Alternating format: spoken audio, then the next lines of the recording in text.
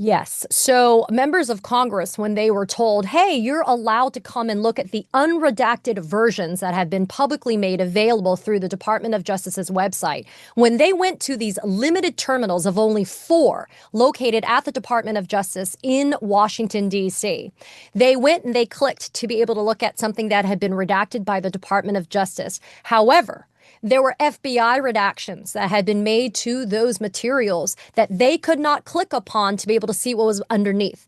So, to make a long story short, you had double redactions, Jackson. You had the FBI doing its redactions back in March of 2025. You then had the DOJ doing their redactions. And so, again, the people that have unfettered access or supposed to have unfettered access, like members of Congress, they were telling me that they couldn't even see below the FBI's redactions. And so that really stunned me because the law is clear. The Epstein Files Transparency Act is clear. There are limited exceptions to be able to withhold this information from the American people. There are limited situations within which you can redact, and it doesn't seem like they're actually meeting the law where it is. Getting this information revealed publicly has been an arduous process for the public and also people in the government that need this information revealed. And it feels like as the years have gone on, especially during the Trump administration, people have just been slowly peeling back the layers. And no matter what, the people in the government, whether it be the FBI or the Department of Justice,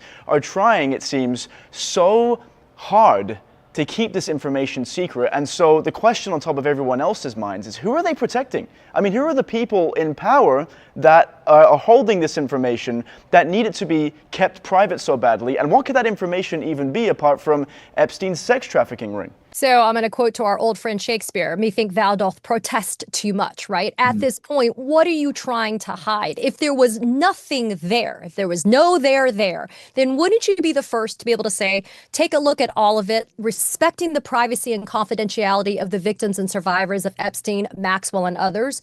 But look, what have we found out so far and recently, Jackson? In 2019, in New Mexico, where Jeffrey Epstein had a 10,000 plus acre ranch called Zorro Ranch, federal authorities ordered New Mexico authorities to stand down and not do an investigation of that property, even though we knew back in the mid-2000s that at least one or two victims of Jeffrey Epstein said that they had been abused at Zorro Ranch.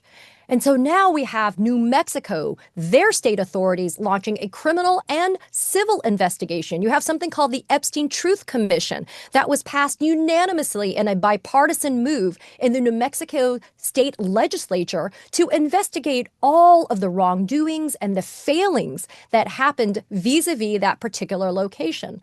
But we're just finding this out now in 2026. So I guess you know what the reality is.